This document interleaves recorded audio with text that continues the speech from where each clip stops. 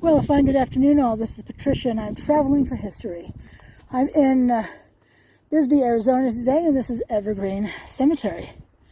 And what did I see? But this wonderful boulder right here with information. And who am I to pass up bronze plaques? Top one, this property is listed in the National Register of Historic Places by the United States Department of the Interior. And the bottom one, Evergreen Cemetery. The Evergreen Cemetery was established in 1912 to replace the original cemetery located in Brewery Gulch in Old Bisbee, where City Park exists today. The need for a new cemetery site was due to concerns about public health after contamination of well water in Old Bisbee caused a series of typhoid outbreaks. The remains were removed from the Brewery Gulch location to the new Evergreen Cemetery in 1914. The Evergreen Cemetery reflects the sociology and ethnography of Bisbee's early days and is the final resting place of the many influential residents and families who shaped the character of Bisbee. Well, pretty interesting stuff, and I never know what I'm going to find in a cemetery. I think you know that as well as I do. Now, I will say also over here, there is this index, because the place is divided up kind of interestingly. So there's an index to these different sections. So there's the American Legion, Ancient Order of United Workmen, that's the AOUW, Babyland, Benevolent and Protective Order of Elks, that's the BPOE. There's the new BPOE and the old BPOE. Catholic, New Catholic, Northeast Catholic, Old Catholic, County Cemetery, County section, Fraternal Order of Eagles, that's FOE. General, East General, New Northwest General, Northeast General A and B, Northwest General and West General. Improved Order of Red Men, IORM. I've never heard of that, have you? Independent Order of Odd Fellows, that's IOOF. Knights of Columbus, that's KOC. Knights of Pythias, KOP. Loyal Orange Lodge, LOL. I'm sorry.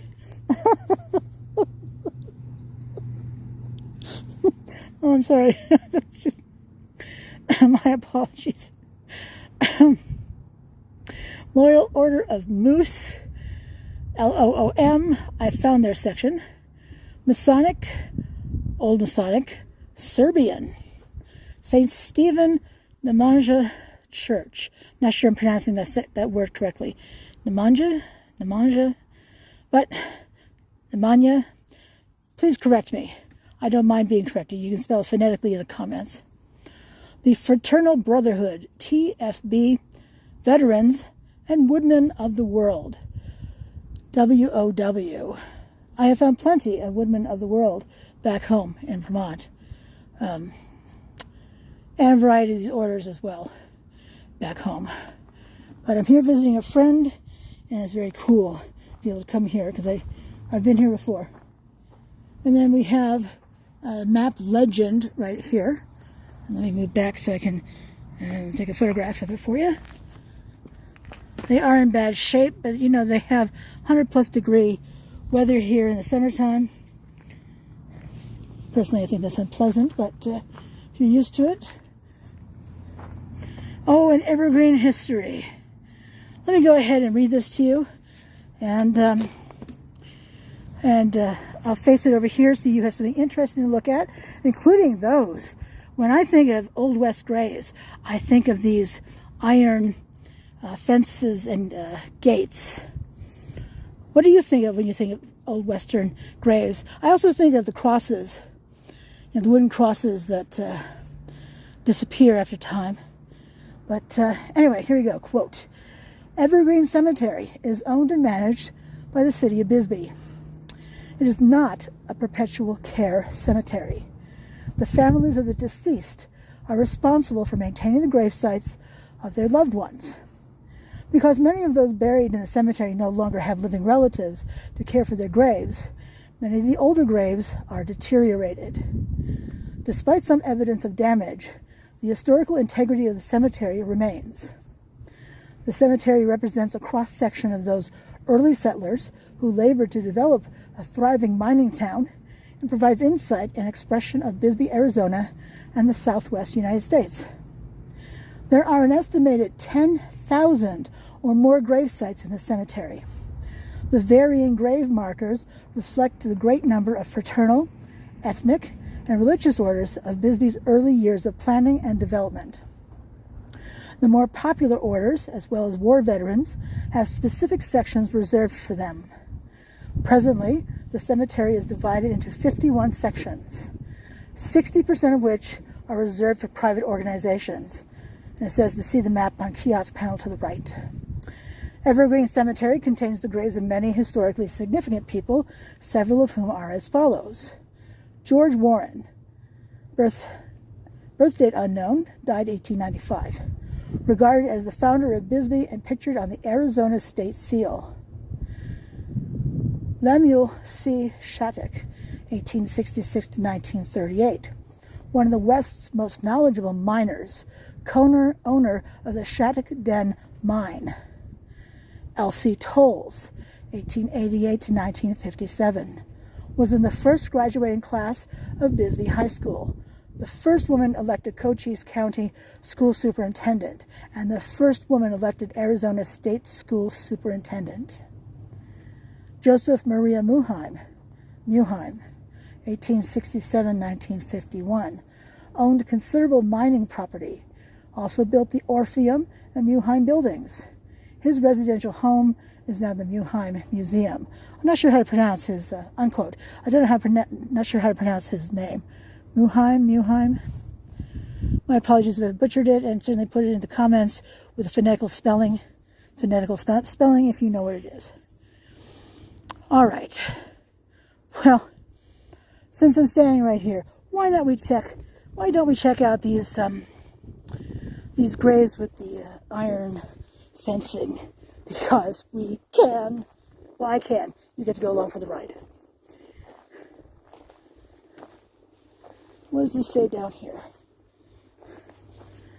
The Ludlow Savage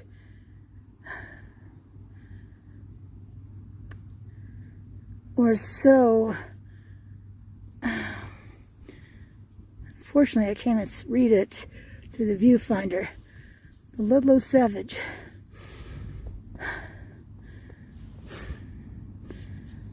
Oh, wait.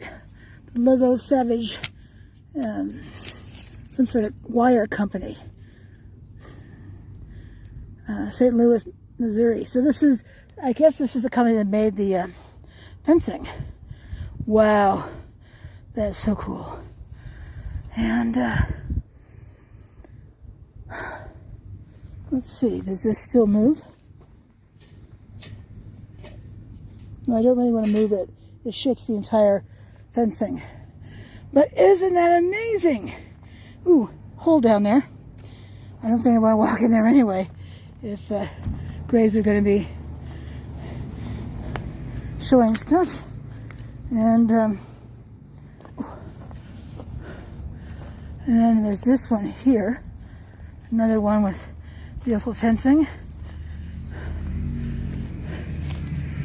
C.W. Ray, born 1856, died 1904.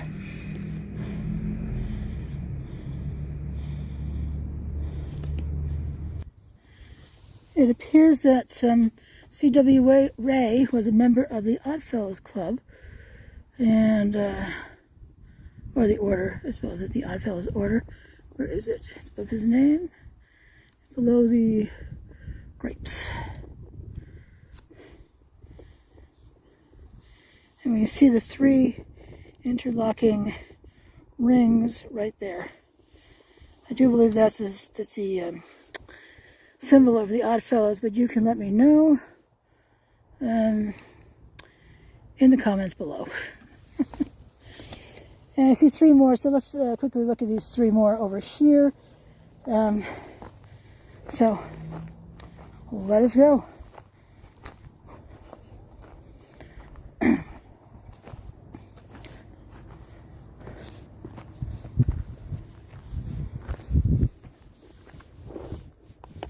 actually, get back over here for a moment. I don't see an emblem on there. Oh, no. Above, this is the Stewart-Ironworks, Cincinnati, Ohio. Oh, isn't that not fabulous? I have research to do when I get home. Because it'll be easier because I'll be able to print things off then. This one has a handle to turn. Well, of course you can't turn it anymore. But, Ulysses R. Campbell, born February 28, 1897, died February 5, 1903. He missed his birthday. Gosh, aged 5 years, 7 months, 7 days.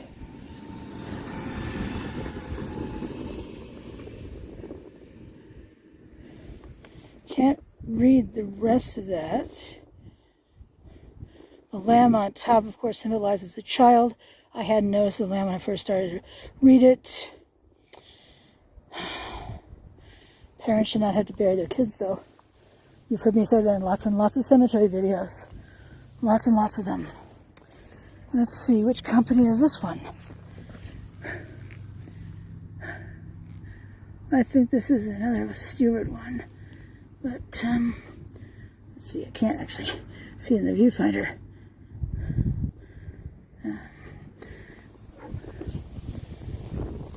And who was this?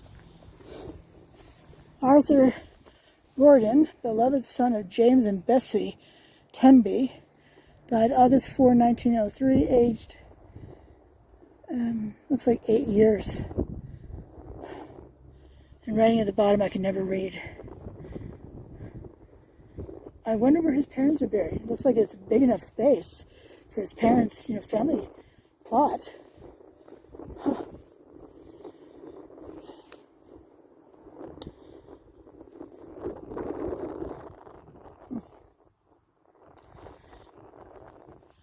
And there's this one over here.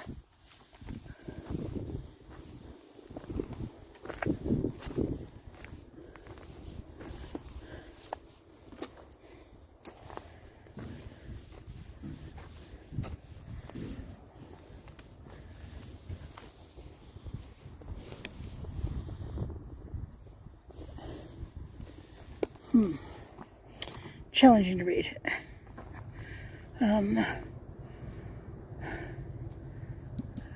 Jones, I think it's Jones. Gladys is over here. This smaller one to our left. Born in Greece. September 16, 1904. Died January 2, 1905. At rest. The one in the middle. This is one in the middle say. Mrs. Emma R. Jones, born, I think it's 1874, died December 1908. I wonder if she died in childbirth. And then this one, Enoch Jones. Looks like he was born in 1854 and died in April. I don't know. I can't read that at all. Let me zoom in for you. Maybe you can figure it out.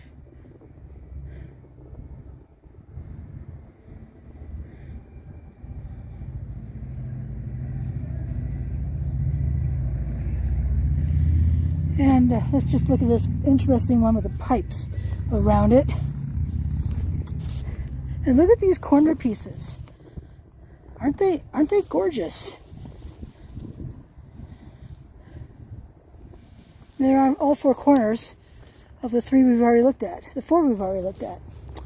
And this one has piping around it.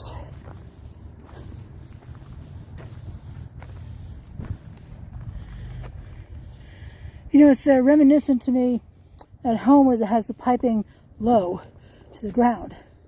That's on all four sides. And can I read this? Well, if there had been anything on that side, no. Let me just take a picture.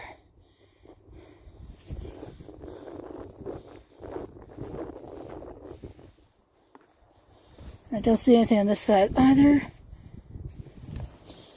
And how about over here? Here we go. Emery R. Sampson, born January 18, 1856. Died June 11, 1897. I'm kind of curious. I have to tap it. Ah, it is metal. Okay. Yeah, I'm willing to bet this is white bronze. Can't really tell because it has the dust on it, but I'm willing to bet. And there's no one on this side either. Yeah, listen to this. Can you hear it? Not stone. The company wasn't in business all that long, and white bronze is actually some kind of zinc. But fascinating. How cool is that? Alrighty. Well, this is Patricia, and I'm traveling for history. Thanks so much for coming along with me today as I've been walking Evergreen Cemetery. Truly appreciate it. Until I see you again, have a fabulous rest of your day. Thanks for watching.